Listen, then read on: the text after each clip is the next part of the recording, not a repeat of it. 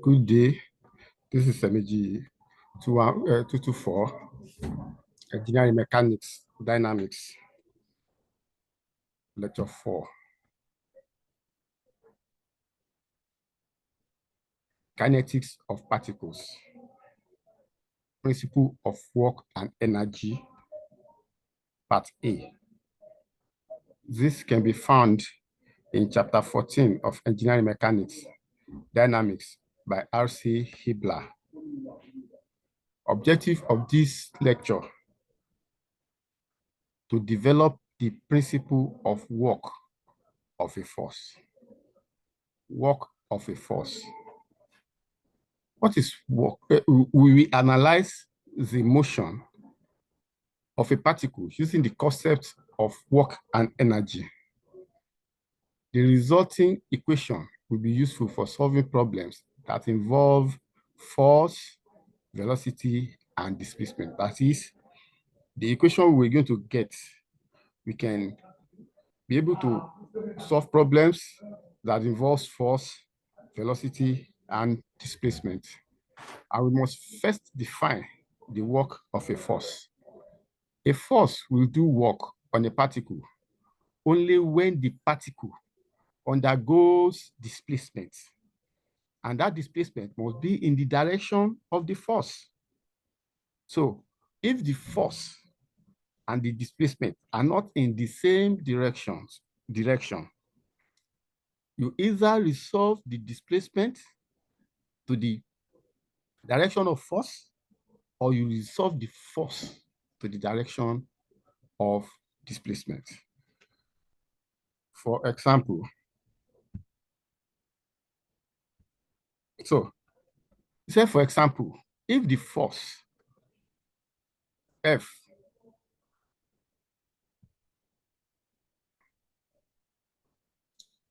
in this figure, cause this particle, to move along this path S from R to a new position R prime, then the displacement from R to R prime, the R, that's the displacement, is R prime minus R.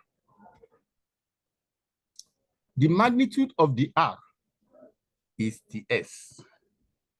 The R is the arc length from this position to this position, while the S is the chord length. And when the arc is very big, and then you take a small portion of the arc, or when the radius of the arc is very long, and you take a small portion of the arc, then arc length can approximate to chord length. So the length of the differential segment along the path, that's the S. If the angle between the tails of the R, this is the R, and then F. So if the angle is theta, then the work done by F is a scalar quantity and is defined as the U, that is work done, which is equal to F ds cos theta. By definition of the dot product, this equation can also be written as the U equals F dr. So this result may be interpreted in two ways.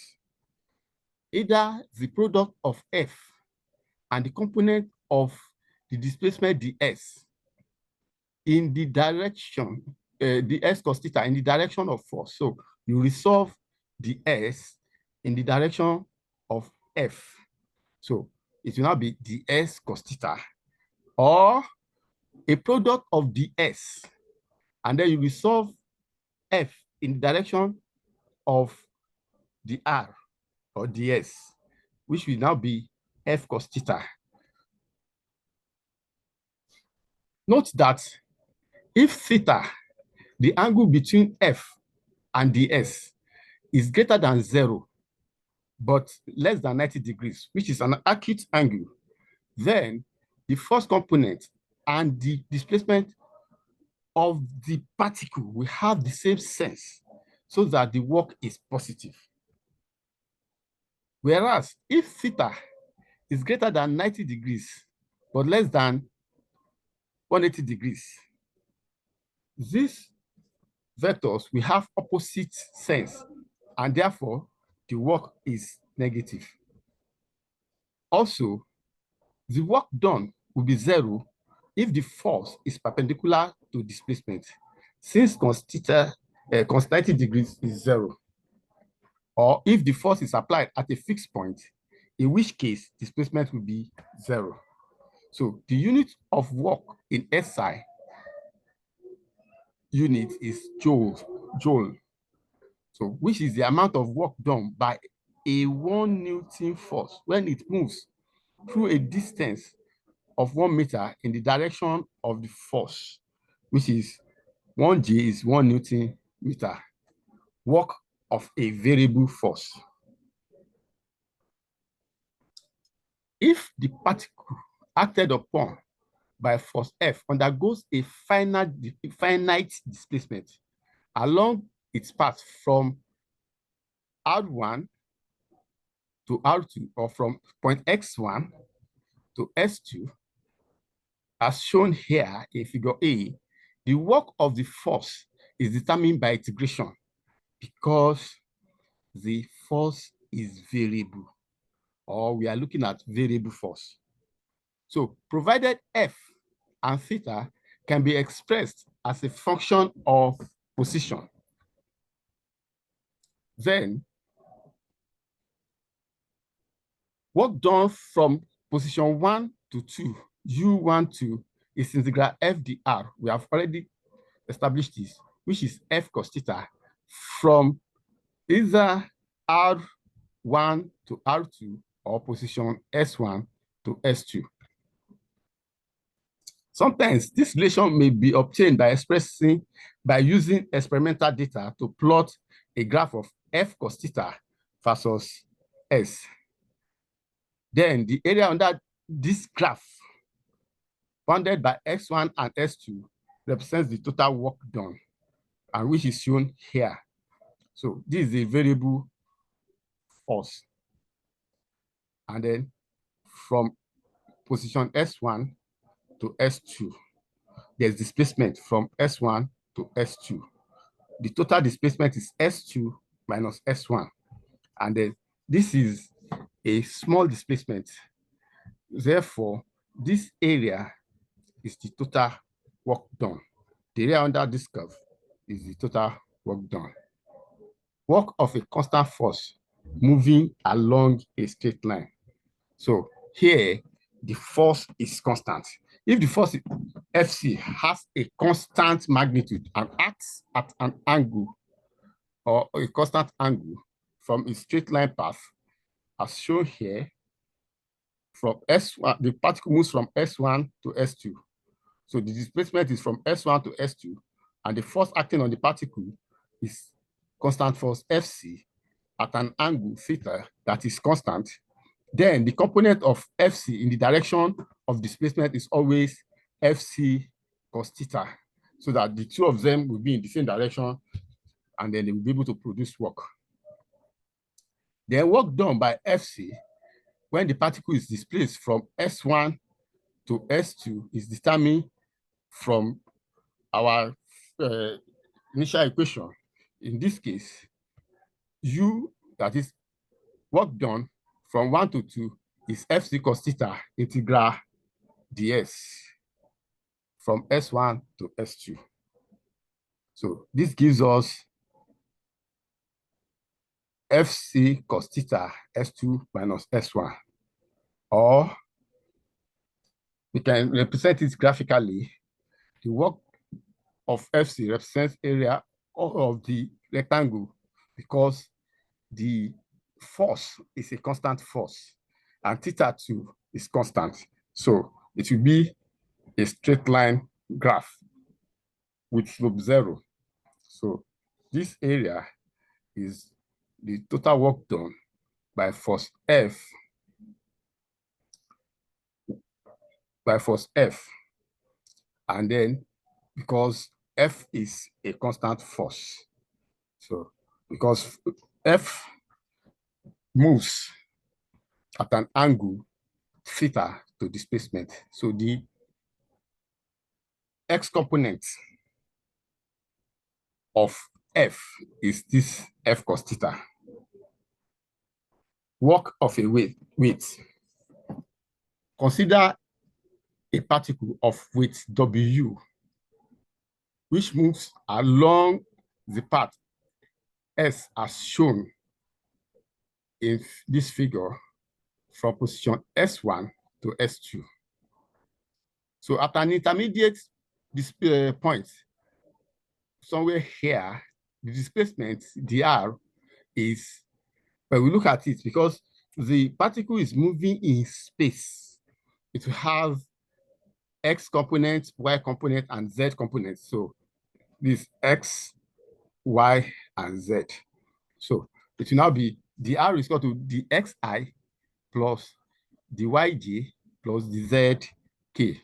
So since weight is minus wj, weight is w, and then our y component is facing up. Our x component is facing this direction. Our z component is facing this direction. So when any force is going in the opposite direction of our positive y, then it will carry minus. And y, the unit vector in the y direction is j.